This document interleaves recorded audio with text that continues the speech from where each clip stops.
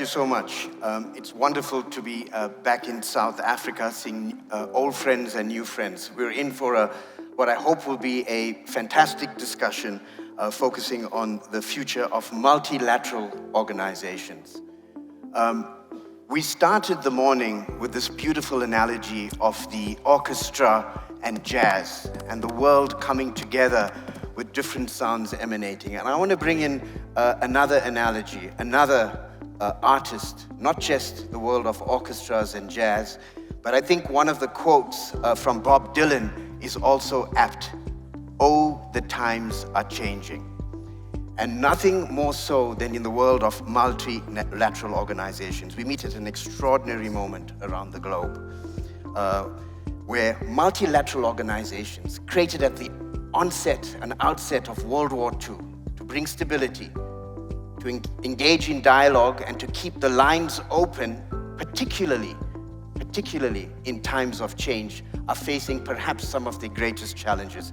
And we are joined by three amazing speakers who can bring the global lens from the UN Global Compact, from business at the International Chamber, and bringing it home to the African Union.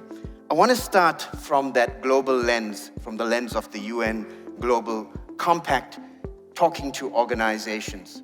What is the tone? What are the themes? And how are you engaging in the changing dialogues with the many companies from public and private sectors across the globe? Over to you, Sanda. Great, well, thank you, and greetings to my colleagues with whom we work very closely in a number of areas. So look, the UN Global Compact really sits at the intersection of business and the United Nations, and simply created to do that, to create a cohort of businesses who can advance a multilateral or United Nations agenda. And it's been fascinating to speak to our business membership over the last couple of years, because what our leading CEOs say around the world, no matter where they're from, is that the moment we're in is one that really requires strong collaboration between the private sector and the multilateral world. For a number of reasons. When we speak to CEOs, they tell us the biggest business challenges they face are no longer actually business challenges. It's how to deal with geopolitical change. It's how to deal with, high cost of capital that is determined by external factors. It's how to deal with the climate crisis, how to deal with broken supply chains. So business leaders are in a very difficult position. The solution lies with better cooperation and collaboration between business and the multilateral system. It's been interesting to hear leaders call for better and more regulation, and actually for more policy dialogue with governments. Business wants to be with government because they see government and multilaterals as the solution providers. At the same time, and I think, as I said, we sit at an interesting intersection, because what are they asking from organizations such as the UN and others? I think first is to be able to support an environment where there's more predictability. I mean, predictability is key for business investments. Earlier on, I was speaking to a CEO who works in the extractive industry who talks about the almost 25-year horizon that is needed, in terms of, design, permitting, et cetera, and getting to where you're turning a profit. You need a predictable environment, politically, economically, socially. That's one. Others talk about issues such as cost of capital, lending rates at the global and in-country levels. And others are really just talking about the need for cohesion around regionalization and cooperation. So it's an interesting moment because business does want that much stronger interface with governments and the multilateral system. Fantastic. Talking about business, I want to bring in John from the International Chamber. Please share with our global audience a little bit about the International Chamber, its mission, and what are the themes and dialogue that you are having with your members across the globe in these changing times? Well, first of all, thanks very much for having me. And I see Cass there, so I want to give a big shout out to Cass for his leadership of the B20 this year. It's been a wonderful experience to be part of, and congratulations for all you've achieved. Look, the International Chamber of Commerce is an institution. We've been around since the end of the First World War. We were actually founded in the ashes of the First World War, when business leaders formed a view that they needed to act because governments were unable to do so. So businesses formed a view that they needed an institution which was capable of creating the environment for businesses to operate in. And so we've evolved over that 100 years in a way which is quite extraordinary. We're now in 170 countries, 70% in the global south. We enable $17.5 trillion worth of economic activity every year, and we're united behind a common purpose, which is enabling business worldwide to secure peace, prosperity, and opportunity for all. We're actually purpose-led, mission-driven. We are not actually member-led, we're actually purpose-led, which is really important from our perspective. I just want to talk about this issue of multilateralism, though, because it's actually very important to us. People often think that business doesn't care about it, but actually we do. The issue we're seeing with multilateralism, and of course one of the debates going on is about more institutions. We don't need any more institutions to support multilateralism. What we actually need are institutions that are agile and capable of acting, which is really important for us. I mean, the breakdown in cooperation at a multilateral level is not because there's movement away from the goals. I mean, our goal is a universal goal. It's because the system is too siloed, too slow, and too undercapitalized to deliver. I'll give you a classic example. One of the issues where people cry out for activity is actually in crises. The system is too slow to respond to crises because it's too siloed. What's really important here for the system to be relevant is for it to bring agility into that. Now, I was part of an intervention which was made after the Russian invasion of Ukraine when the Secretary General created the Global Crisis Response Group. For the first time ever, they brought the private sector, which was kind of me through the ICC, into that. And we were then part of an institutional response. And we developed, for example, and this was not done within the system, it came from us, the Black Sea Agreement for the Secretary General. The reason I say that, it showed a level of agility and bringing in new players to respond to responses. We actually then wanted to institutionalize this approach, which is to bring in new players, have an inclusive voice, and act quite quickly. That's been rejected by the system, because the system likes to normalize as it is. It's actually driven by inertia. And so what we're trying to do now is shift the system, not to global crisis response, but to global crisis action. And that'll actually restore some legitimacy to it. And if I could, legitimacy and voice are critically important here. If you want people to cooperate, they actually have to feel they have a voice. And if they're not appropriately represented and engaged, then they will not, and that will actually hinder cooperation. So we need to look at the way in which the global economy is represented in the way in which the multilateral system functions in the 21st century. We know that the models in many cases are built on post-45 political settlements, or even the 80s, etc. It doesn't reflect the modern economy, and that's really important as well. And if I could, if we're going to bring in this new form of this enhanced voice and legitimacy, we've got to think about how decision-making is made. Look, consensus is wonderful, but consensus, by the way, does not mean unanimity. That's really important to understand, but we need to show agility, so we need to start reflecting the ability to have what's called plurilateral responses, where coalitions of nations come together with different groups like the business community to forge the way forward. We've got no progress on the digital economy through the institutions. We've had to do it outside. So if we want to move on that, if we want to show agility, we want to show action, we want to actually bring cooperation back, we've got to think about new forms of the way in which we have decision-making done before. Adaptation, agility will be the new form of legitimacy, and that will increase cooperation and hopefully get the development path back on track. I think those are great themes. You're more in the space of moving away from think tanks to do tanks and action. And you raise this concept of agility, and one of the themes of agility is always to bring decision-making where the action is happening. With that theme of bringing things to the coalface, I'm thrilled to bring you in, Your Excellency, Bekele-Thomas, because the African Union, the African Continental Free Trade Area is all about bringing decision-making to be agile, to bringing it to the right communities. It's quite a remarkable set of movements taking place to create one of the largest free trade areas the world has known. What do you think the world can learn as the rest of the world is experiencing fragmentation in global multilateral organizations? Africa is moving in the opposite direction. It is bringing people together in forming new rules for multilaterals. Please share with us what you are seeing in the formation of a new vision for Africa. Thank you very much, and I'm so glad to have the panelists that we work with, to be together. It's very interesting for me. Maybe I have lived in this world more than most of you. Evolution happens, and the world has been evolving, and there has been changes that have been happening. And today we wake up and we say, oh my goodness, this is something that is drastic, this whole trade war and everything. But this has been ongoing. And as this happens, some changes were occurring.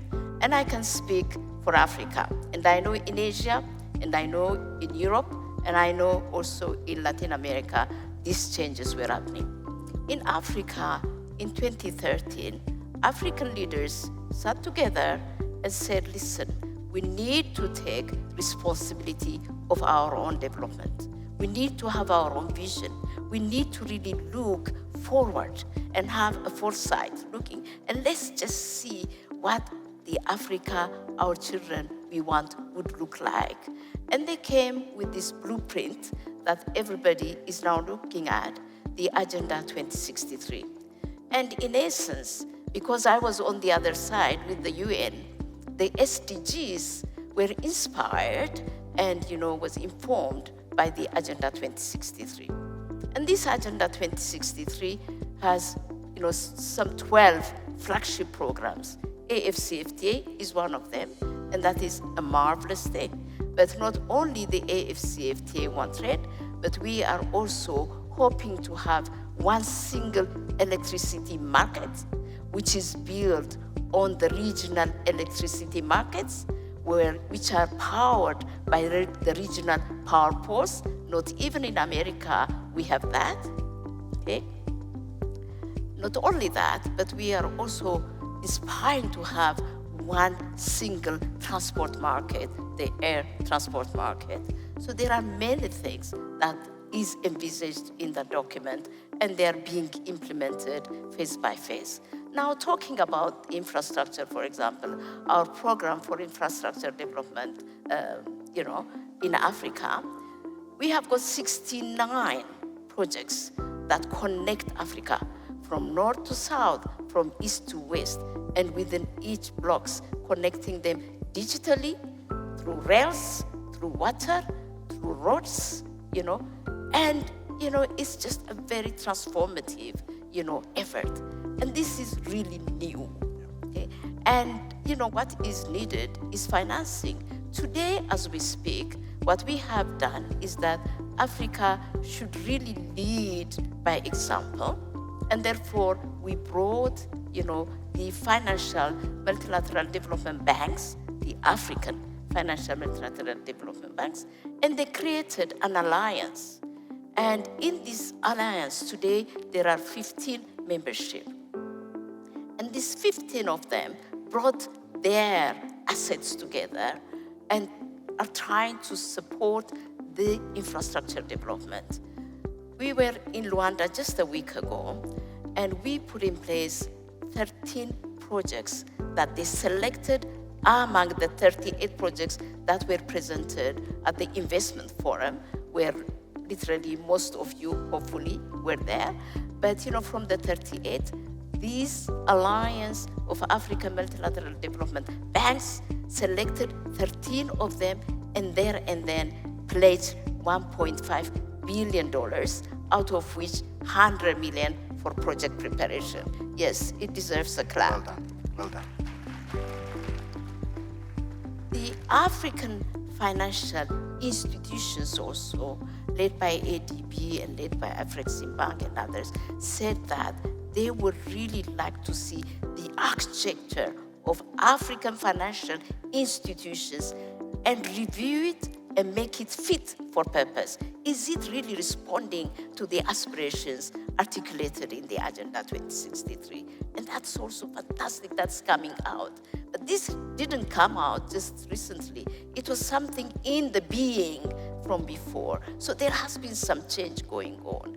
And in Africa, we are really, it's just fascinating for me coming out from the UN after working 40 years and being in the African Union to see the efforts that are going on in Africa is really inspiring. It's really very, very inspiring. What we require is the support from the rest of the world. And I think the former speaker just talked about private sector working with the public sector. We are trying to do that in Africa, and the financial institutions, as you've seen, in most of the countries that have been working, the private sector foundations are the ones that are sitting with the government in really looking out the planning and budgeting processes, and that should be encouraged. In some, they are not working, but in most countries that are advancing, the private sector is working with the public sector. And certainly, if we really are honest as business persons, we can shape the policies of our countries. And I really challenge the private sector to be bold enough to advise governments, to be sitting with the government, because the country that you are in is a common good. Without that country, you will not flourish. So it's very important that we work together as one, as an integrated Africa. The African Union Development Agency has got what we call the business, advisory group, and we invite, businesses to come to play. But we have got every year, investment forums. And these investment forums are not just looking at, bankable projects that we are giving them, like, for example, in the pharmaceutical industries, business and health, we provide, projects, bankable projects to investors to come, but also we ask them to shape the policies. And that's where the African regulatory harmonization program came into place, where we capacitated the regulatory authorities in the various countries for them to reach the WHO level 3. And they have reached level 3, most of them, and we're working with the rest. So, these are things that we're working, and I think we count on the support of solidarity of the private sector, because without the private sector, there is no public sector, and without the public sector, there is no private sector. Thank you. Wonderful themes, wonderful themes. As we come to the next phase, I want to bring it back to you, Sanda, and both share some themes and also some closing and wrap up thoughts. Part of the tension we're facing, if we go back to Schumpeter's thinking, this time of creative destruction, this is the cathartic process that the world goes through. And how do we bring the dialogue more onto the creative side? The UN Global Compact has always been committed to SMEs, to the youth, to women. What are some of the themes that you are seeing emerging in terms of what has been the same in the dialogue from 5 years ago to what is changing now? And what advice do you have to multilaterals in terms of how they should adapt and change in this new ecosystem? And I want to bring the same theme of adaptation to both John and to Her Excellency as we close. As what advice do you have for multilateral organizations in this evolution in this new world? Right, and I think John has spoken quite a bit to, what a future-looking multilateral system would look like. I think for us to add on another piece is really just what, how we say, an inclusive and networked multilateralism. I think the piece is who are the voices at the table, and one of the things that we hear increasingly more and more is that private sector must be at the table. 4 years ago or so, and I'll speak specifically to Africa here because we are sitting in South Africa, the Global Compact, actually on behalf of the African Union and the United Nations, launched an initiative, the Global Africa Business Initiative. And what we have heard from that is, one, I just want to echo what you have said, and also Madam Nardos has said, there's a plethora of strong business interest on the African continent. It's the opportunity for Africa to come to the table, discussions that are ongoing around inclusive growth, critical minerals, the workforce as we must tap into and skill in the right way, digital readiness for the African continent, so important, but also underscoring the fact that African economies, by and large, are driven by a robust SME sector. And we must be able to build resilience and adaptability in that sector. So the private sector does have large investment capital, but it's also powered by a very large SME sector. I know John and the Chambers of Commerce really, work much more closely with organizations on the ground. So for me, and what I do here is one, it's important to build platforms. There's many Africa platforms being built. 2 days ago, with the resident coordinator who I see in the front row, we launched the South Africa Business Initiative for Impact, how South African businesses will now coalesce together and drive this important economic and social impact on the ground.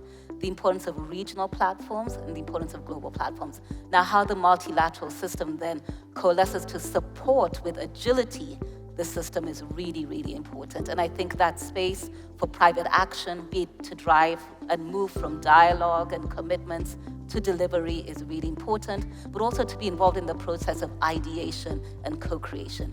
And then finally, I think what organizations like mine and John do, and John also sits on our board, is push for accountability. Because it's not enough to say, well, hey, let's come together. It's let's be accountable for each other.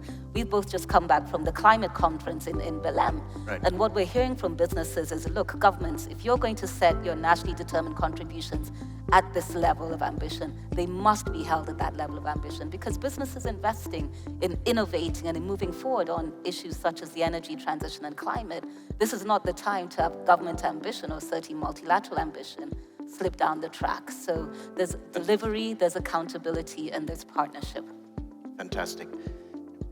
John, from your seat and the evolving nature of multilateral organizations, if you were a coach to some of the global multilateral organizations, and certainly to the African Union, as well as the African new free trade area, what advice would you give them as a trusted coach in terms of pitfalls to avoid and things to accelerate? Well, thanks very much, Greg. Well, my advice is hurry up. But if I could, I think it's really important to think about a couple of dimensions here as well. This is not a steady state we're in at the moment, and I think it's fantastic. You have the African Continental Free Trade Area, and I think it's fantastic to see the amount of Africa cooperation that's going on. But around them is a systemic issue, and there's twofold here. One that you can't do much about, and the other you can do something about. The one you can do something about is to look at and be very careful about the erosion of the global trading system. Because if we don't actually pay attention to that, then Africa will be a net loser if the system erodes. The numbers we've done will show that there's a 40% drop in trade flows that will actually occur in Africa. The reason I say that, it's really important to actually work together now to revitalize that system.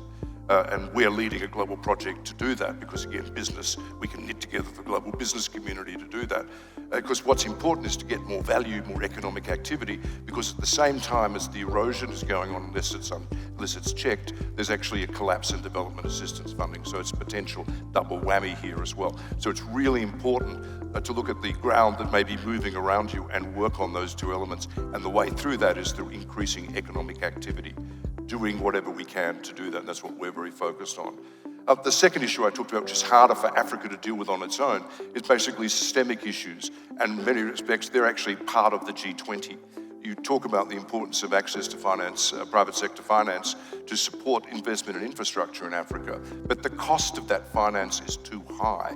And that's not because the economies are disastrous, it's because the way the macro-prudential regulatory framework operates is actually based on systems which go on risk analysis that came out of the 08-09 crisis, which means the risk weighting or investment effectively in developing and emerging economies is much higher, which means the cost of capital is actually higher. So to get the private capital which is available in, it's actually too expensive. So we need to work on making certain that regulatory framework is aligned with contemporary reality, which is why I'm actually at the G20.